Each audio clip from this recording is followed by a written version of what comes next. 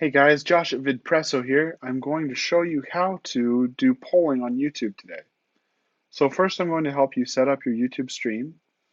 And the first thing that we're going to do is inside of Vidpresso, under Destination, we're going to select Stream to YouTube Stream Key plus Broadcast ID. It's important that you select this option if you have multiple options, because this will allow you to tie into the API that permits polling. So you'll notice we have three fields here: stream key, stream URL, and broadcast ID. We're going to get these from YouTube by setting up a YouTube live event. Be sure to click Save. Let's go to YouTube. I'm logged into my YouTube dashboard. I'm going to click on the Live Streaming tab, and then we're going to click on Events. Next, we're going to create a new live event. We're going to call this YouTube Polling Demo. And I'm going to make this unlisted because it's just a demo and I don't want a real audience. One thing to note, you should go to Advanced Settings and scroll down to the very bottom, and on the right, you'll see these different stream optimizations. Normal latency, which will have the most, it says it has the highest quality, and it's true because YouTube processes it more, but you will see more latency. I like to select ultra low latency when I want to interact with an audience because it's a latency of not more than 2 to 3 seconds. And so their interaction is about as close to real time as you're going to get with live video. So we're going to select ultra low latency. You can play with some of the other settings, but for today, this is all we're going to play with. And then I'm going to click Create Event. Next, I'm going to select single-use stream key. You could create a reusable stream key, but for today we're just going to use this. And I'm going to copy this stream name or stream key. So I'm copying that. We go back to Vidpresso, and that goes in this stream key field. Next, we'll grab that stream URL, which is this primary server URL. We'll copy that and paste that into the stream URL field. Lastly, we're going to go get this broadcast ID, which is not the most straightforward to find. It's this last little bit of the URL after it says event ID equals. So I'm going to copy this, and we'll paste that into this broadcast ID field, and then we'll click Save. Now we're ready to start our stream out to YouTube.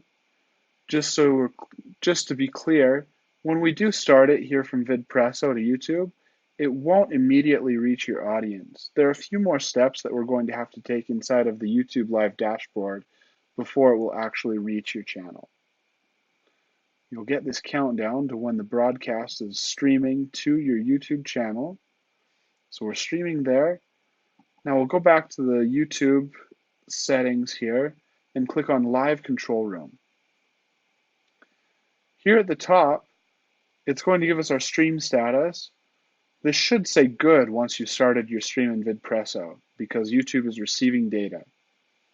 First thing you have to do is click this preview button. So we'll click that and click OK. This is just to make sure that the video is streaming correctly to YouTube before it reaches an audience. We have to wait for this message at the top to disappear, but once it does, we'll click play in the preview player to make sure that the video is reaching YouTube correctly. So now that that's disappeared, we'll click play. We should see a preview of ourselves here. We can hear ourselves.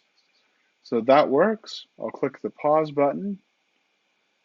And now that we've previewed that, we're ready to start our stream live on YouTube.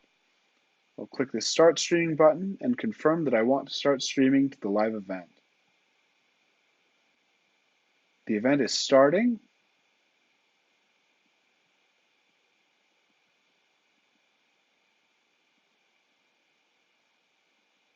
The event has now started, so I will right-click, View on Watch Page, and I'm going to open this in a new tab just so that we can see what our viewers would see. So here we are on YouTube. Video is nice and pretty. I can leave a comment there. Hello world. We'll go back to Vidpresso and that comment has come in over here. I can click activate to send it to air. Animates onto the screen like that. You can see that happen over here on YouTube. So that's how comments work. Let's set up a poll. I'll click on this polls tab and we'll make sure that it says keyword right here. I'll go ahead and delete my test.